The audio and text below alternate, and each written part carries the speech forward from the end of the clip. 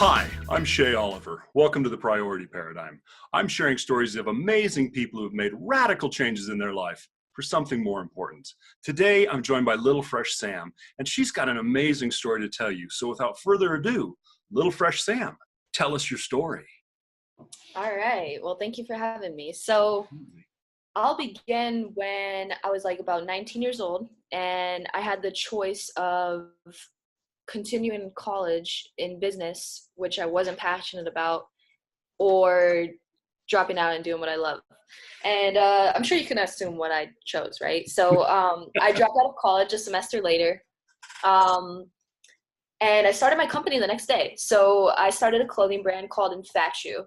And I thought of the name when I was in 8th grade. I was sitting in a computer lab and trying to figure out the word or a way to describe my love for fashion. And infatuated was the only way I could come up with it, right? So infatu is actually infatuated in French. And I had no idea what I was doing, to be honest with you. I don't come from entrepreneurs. I don't come from artists. My family, we grew up in Thornton, Colorado.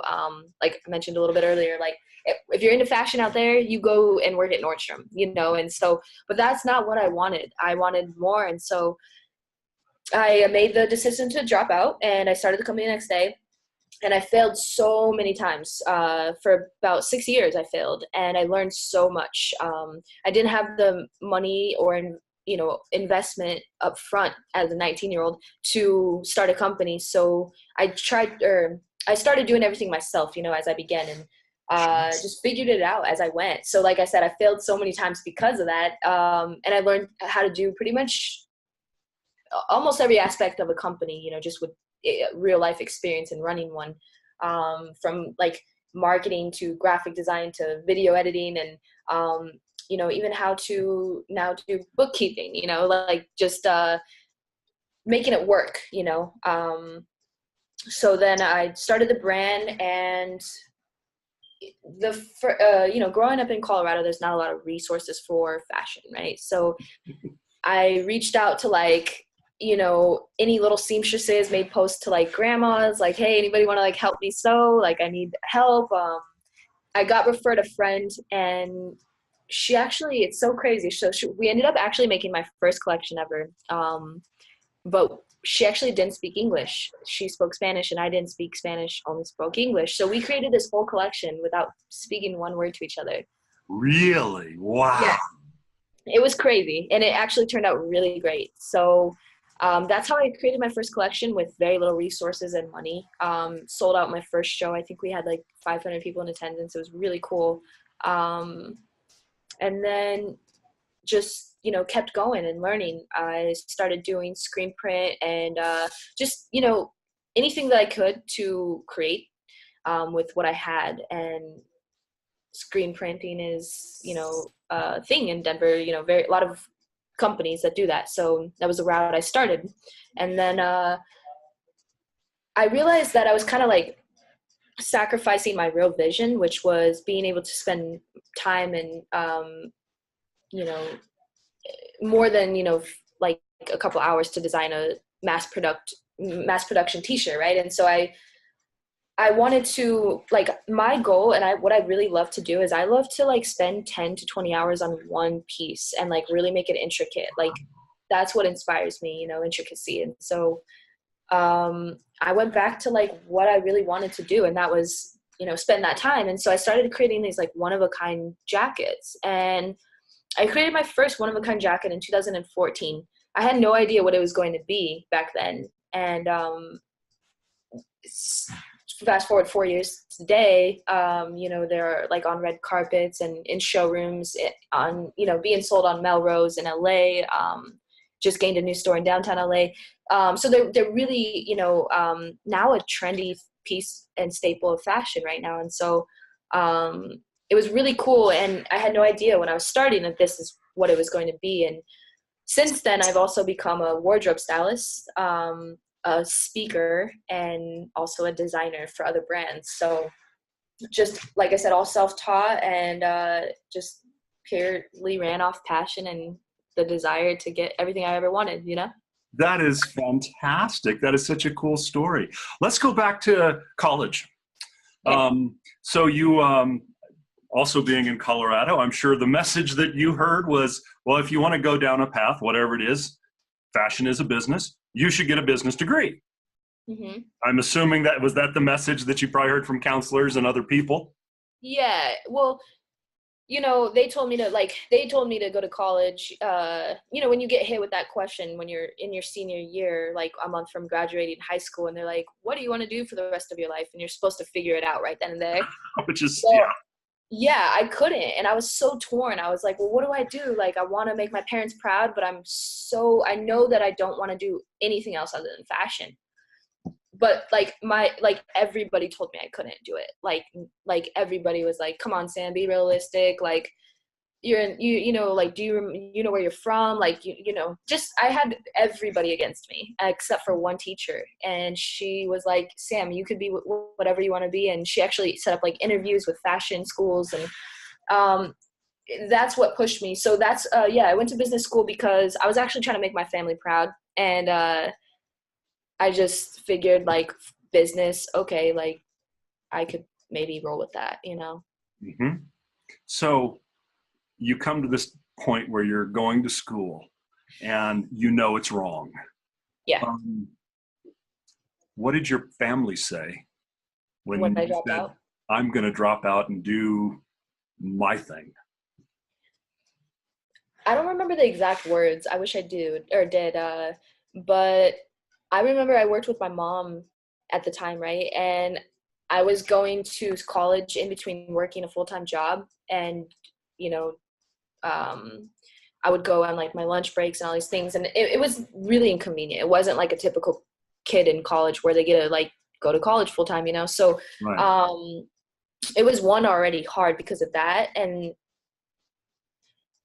they saw my dedication and like my work ethic since I was a kid. I've been a really hard worker. So I don't think they were disappointed in like me, but at the same time they were, because they wanted me to go to college. I was going to be the first one to ever go.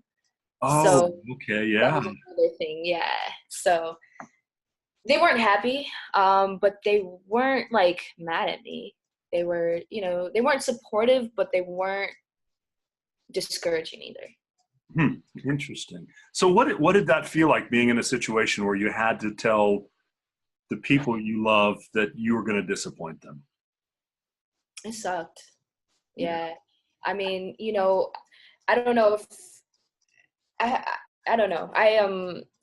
One of my biggest goals in life was, as a kid, as a young adult, was to always just make my parents proud. So like, with that being said, like, it was really hard because I was gonna like take that all away, and like I know that was gonna be like what made them proud. And there's a lot of other personal things, like where other people in my family I felt didn't make them proud, so I really like wanted to step in and make them proud. So it was a really hard thing because, yeah, so with all those factors being said, I still did it anyways. Why? Because it's my life and I have to live it for the rest of my life. And couldn't imagine. I try, man. I probably, my mom, this is another thing, my mom, she'll have to testify to this, and it's funny, I'll never forget her words, because I would go from job to job to job because I couldn't, like, it wasn't that I wasn't a good worker or loyal. I just couldn't like handle working for someone full time when I knew what I really wanted. So the same thing with college, like I couldn't, I was disappointing myself even more, by staying with it rather than doing what I knew I should. Sure. Absolutely. Absolutely. So did you have any friends that were with you around the college time that were supportive, or any that were not supportive when you decided to leave? Um, no, I didn't go to college with any of my friends, actually. This is something else that I don't really talk about too much. But I will love to share because, back to school, and I think a big misconception we have is that if our GPA is low or we don't get a A in every course, that we're dumb or we're less of, right? And that was what I thought because I wasn't good in school. I barely passed high school. I sucked at math. And so, yeah, I just, I don't know. There wasn't anything else for me, you know? Mm-hmm. Mm-hmm. So you sucked at math, I did. and now you're doing your books, My books. your financials for your company. Do you? I just hired a CPA yesterday.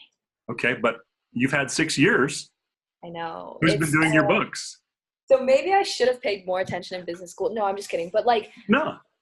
I will be honest again, don't I didn't really take the business seriously until recently when I realized that what it could be. Mm. I was so driven by being able to, being out of those jobs and being free and being free to create every single day. And like, that was literally my goal, was to do what I love every single day for the rest of my life. And so I achieved that. And then I started to realize like, oh, I could have like probably been $1 million company by now if I would have kept track of my books and cared about the business side and, did all those right things that I was supposed to do. But I just was so driven by my passion rather than money. Sure. But you're still able to pay the taxes each year and get the Yep. taxes filed and Yep. yourself and actually eat food. And so the Get lack in. of, so your being bad at math in high school didn't translate to complete failure on your books in terms of the basic math of No, keeping your company's books. not at all. I mean, basic math is basic math, right? Like all I needed was a fifth grade education to be able to keep my books tracked. And everything else I learned after that, I don't know what I was learning. It's some like 5 ways to do multiplication, and I don't know what else, like nothing necessary in my opinion. Certainly, certainly. So as you've gone down this path and spent a number of years just kind of enjoying being in your space where you're getting to do what you want to do, not necessarily focusing on the business, what was the experience like telling your family about what you were doing? And did they feel like you were, I don't want to say wasting your time, but you've now left school, you're doing something you're passionate about, but it doesn't look like it's super productive? Yeah, man, I'll never like. It's funny. When you asked me this question, it brought back a memory that was asked almost like I'll know forever. Probably like 5 years into me starting the company, my parents thought every night when I left my house that I was going out, right? But I was literally going every single day. Like I've worked probably 10 to 12 hours since I was 19. Like I'm a really hard worker, but they thought I was going out partying or going to these things, and they had no idea. So they for the longest time, in my opinion, thought I was kind of crazy. And now that I've gotten older and understand more maybe of where they're coming from, they just wanted me to be safe and secure and like have a future, that they were comfortable with as well. Sure. And them not being entrepreneurs, they didn't know that it was possible, and yeah, my dad was one of those people, one of the main ones, like forever in my head. Come on, Sam, be realistic. Like Uh-huh. he's the one that said that, and I don't blame him, because that was unrealistic, in his mind. And now that I'm able to show them that it's not, it's been really, really cool. And I've definitely gained a lot more support from them. But one memory of mine is in 2014 or 12, I forget, I got introduced to Wu-Tang at one of their New Year's Eve parties in Denver.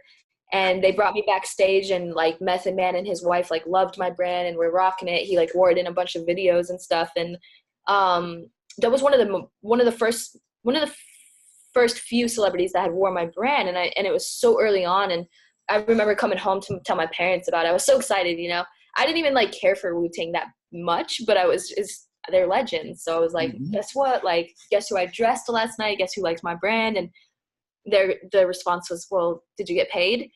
And, so like, I totally understand where they were coming from, but that's what I was dealing with for like the first 4 to 5 years of my career. It was really tough.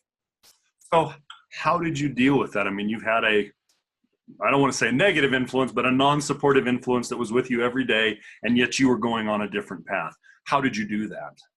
I know what I'm capable of, and I know, like, from an early age, that I have something, and I believe every one of us has this in us, but I believe that I have a greatness in me that like I could see, right? Like there's that quote that you can't expect other people to see your vision because God gave it to you. And so I would use, like, honestly, man, it was really hard. That was probably one of the most challenging things I've gotten over. And it took, being able to talk to friends. Like I had a really great support system, team wise and friends. And, I learned early on to surround myself with people like-minded. Mhm. And yeah, that helped me a lot. Like my people really helped me a lot. And I gained, I have my family, and I also have my team, which is my family, and my friends that are my family. So just surrounding myself with supportive people is what got me through, as well as, just knowing and believing so much in myself. So the depth of belief is awesome, and it's obviously gotten you someplace. But on that path, were there times where you went, "Oh, damn, I probably should get the business degree and be realistic"? Never. Cool. Even to this day, I've literally dedicated my entire life to this, and I will forever, like, I know my purpose finally, and it was to do what I'm doing, and I never ever had a plan B. I've gotten to a point where I had $20 and I had to choose between like fabric and food, and like I've chosen fabric, and that's forever my life. Like I will die doing this. Like I'm determined. That is so cool. So as you went through the process of leaving high school, starting college, what did the first day of class felt like as you walked on towards your first class? These are all really good questions that I haven't thought about ever in my entire life.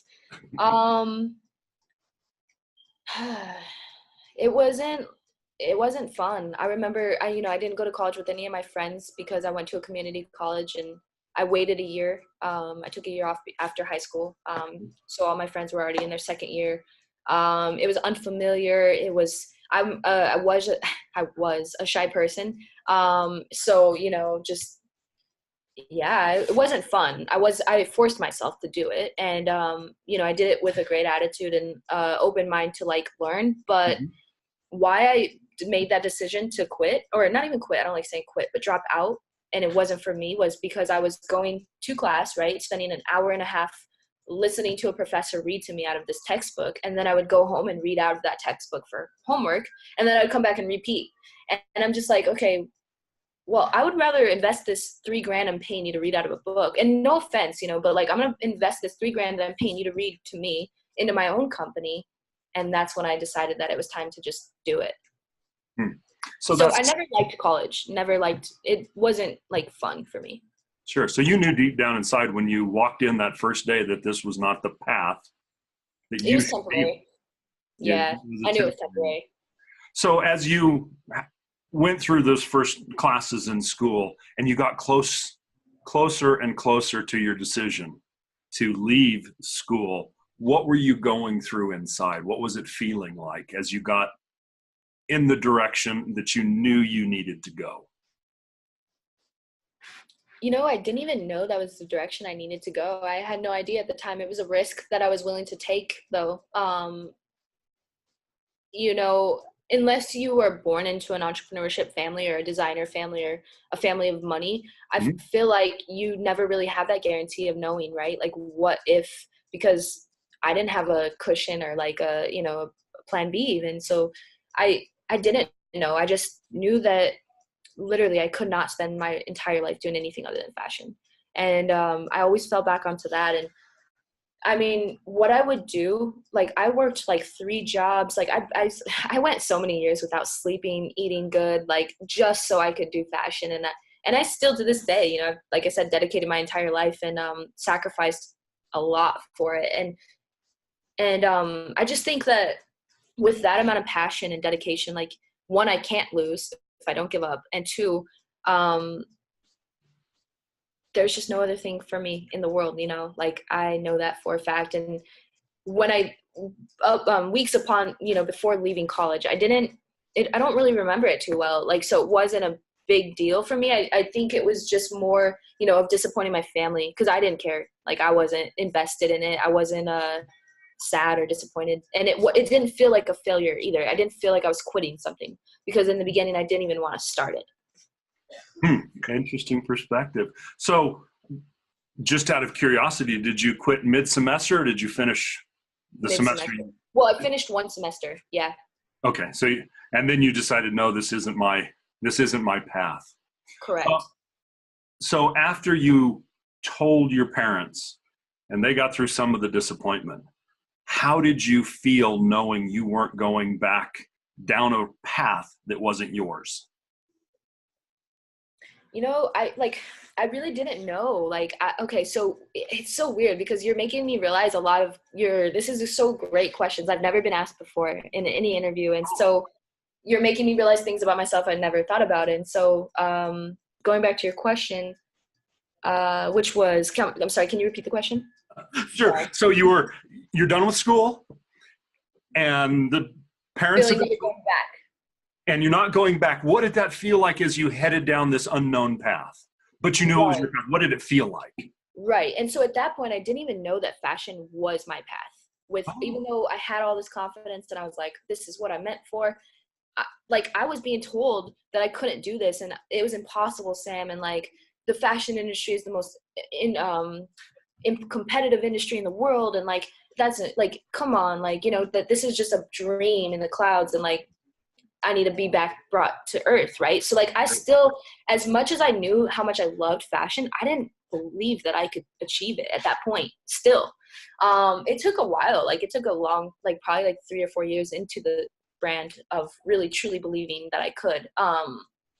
But feeling of never having to go back, I'm sure, you could imagine it was a great feeling, but I knew that it was just the beginning of a really long journey as well, and I had no idea what I was doing. So the next day I dropped out. I still had my job. So I came back to work and, right next alongside to my mom. And I don't remember if that was an awkward day or not. I just remember I was so determined. And so literally all day at work, I spent my time, my lunch, I stayed late and I just was researching on Google. The first thing I typed in was how to start a clothing line.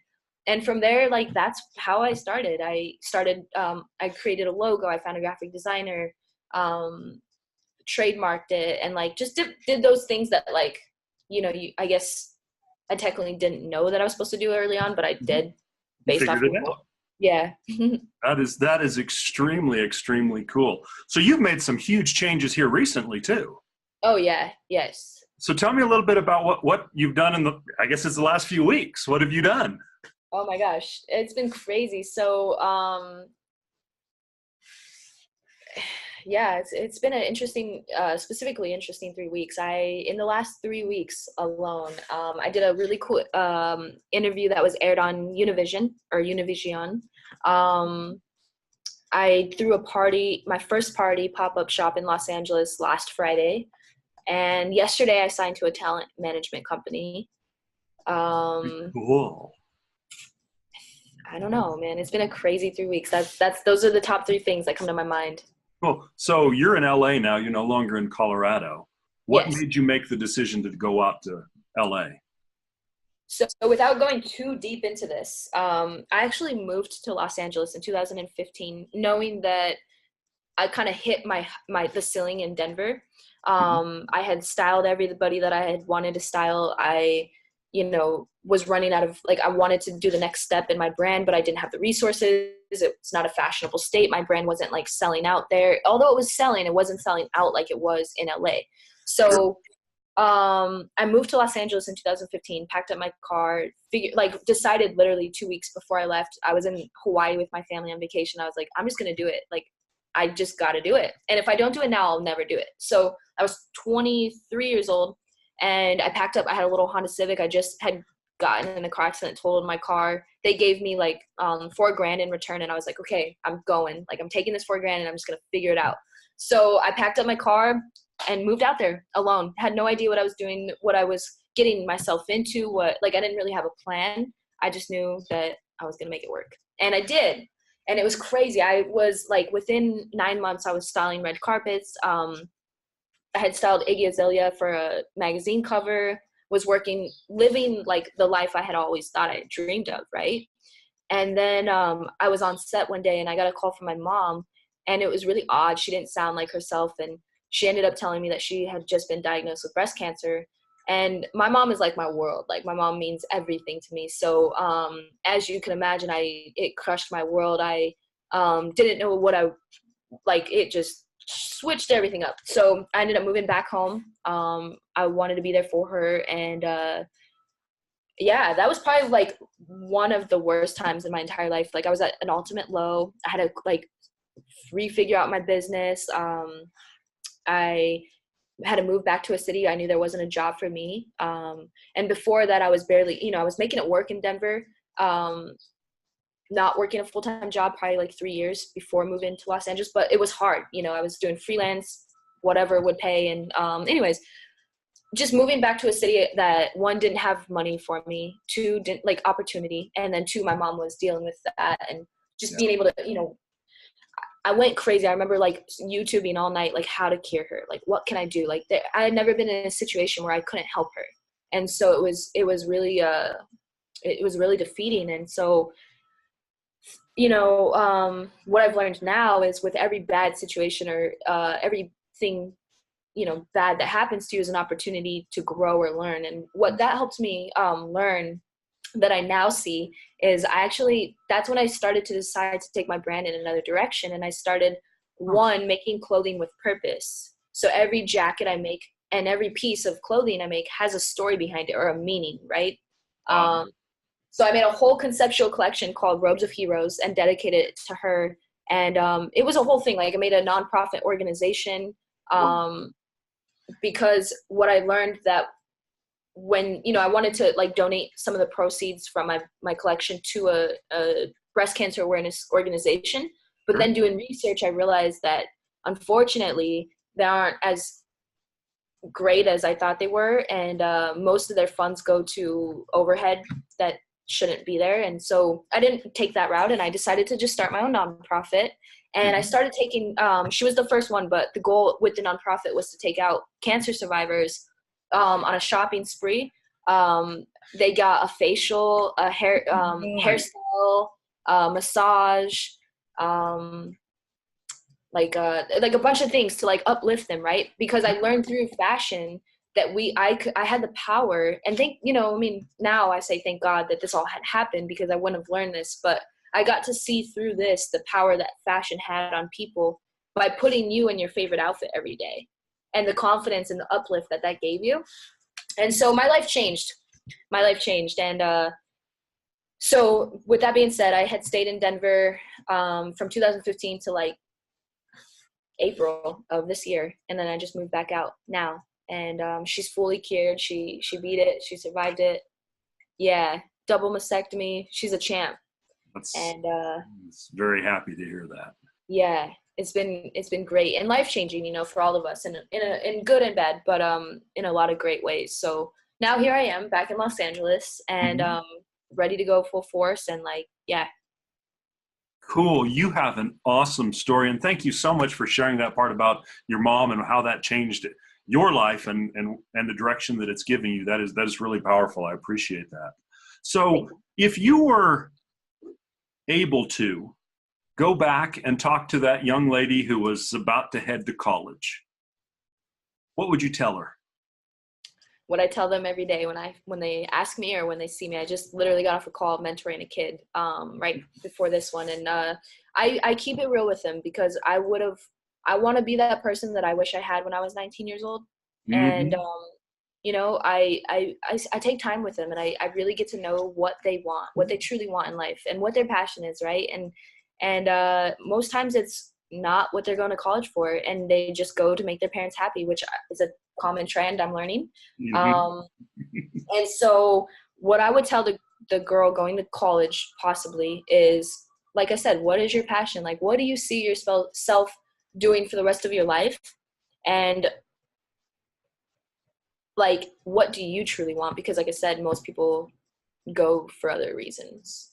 And so I'm not going to discourage college, and I'm not going to say that's not the right thing to do, because it's different for everybody. And I encourage like learning. Like, by the way, I want to get this point across, that I don't at all discourage learning. I learn every single day, all day. I just know that there's a lot of free resources that aren't going to trap us for the rest of our life. You know what I mean? So, Sure. not against college at all. I love college. I love learning. But I feel like there are other ways for other people. Absolutely. Absolutely agree with you. That's very cool. So with these conversations you're getting to have with younger people, let me put you in a situation where you only have an opportunity to tell somebody who's at a crossroads, who's trying to decide, whatever the decision is. You can only tell them one thing. What are you going to tell them?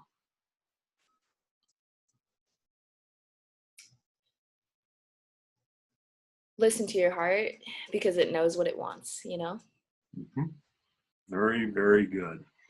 Do you think you've listened to your heart your whole life? Not my whole life, but now I do. And what's changed since you've done that? Inside of you, what's changed?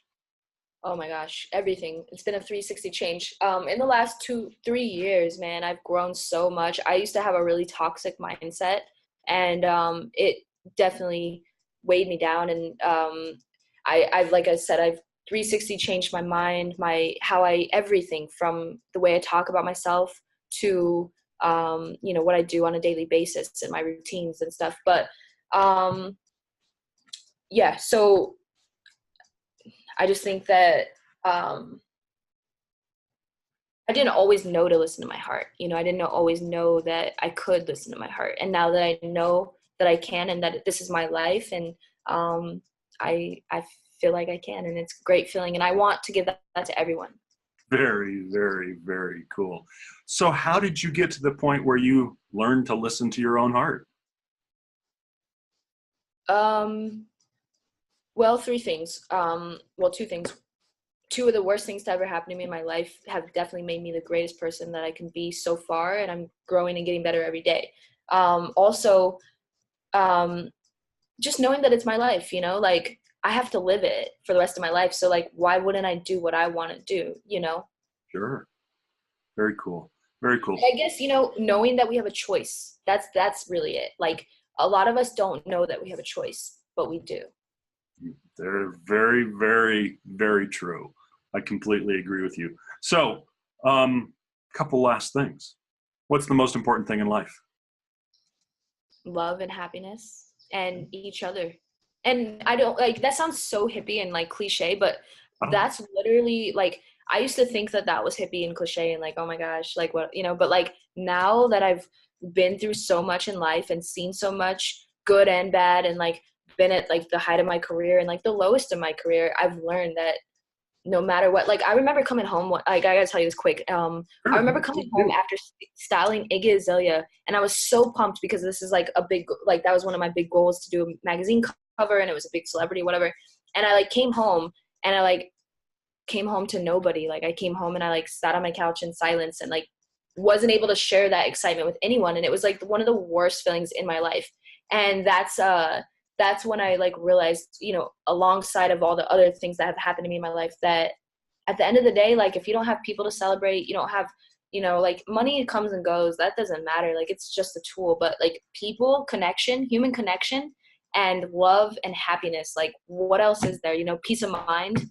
And like, if you have those four things, you are very fortunate. Absolutely, indeed. Well, thank you very much for that. That is absolutely awesome. I really appreciate you taking all this time today to sit and chat with us. Someday I may not get the chance. You're going to be such a amazing star in LA. It'll be difficult. I'll have to figure out who your talent agent is to actually even get a message to you. And I do hope that comes for you. I hope it's an amazingly, even more successful road you're on. Thank you. So I always end with one question. And that question is, what's the one question that I forgot to ask you? That's a great question. Huh. Well, let me think. Well, you didn't ask me what my passion was, but I know. Well, what's your passion? My passion is, so I'm working on my EPK right now, and like this is something we're including in it. And my mission in life and passion is to heal and change the world through my passion, which is fashion. Wow, that is fantastic. And what's the acronym you used? You're working on your, EPK. It's a press kit. okay. Um, just for people that aren't familiar, what does Oh that yeah, stand yeah. for? It's I'm sorry, electronic press kit. It's something you send out to like people that are interested in booking you. Sure, sure. Very cool. Very cool. That is absolutely fantastic. Well, thank you. Thank you so much for spending this time today. I've absolutely enjoyed our conversation and wish you nothing but the best and luck as you continue your story. Thank you. I really appreciate you having me on here and asking all the most amazing questions. Oh, thank you.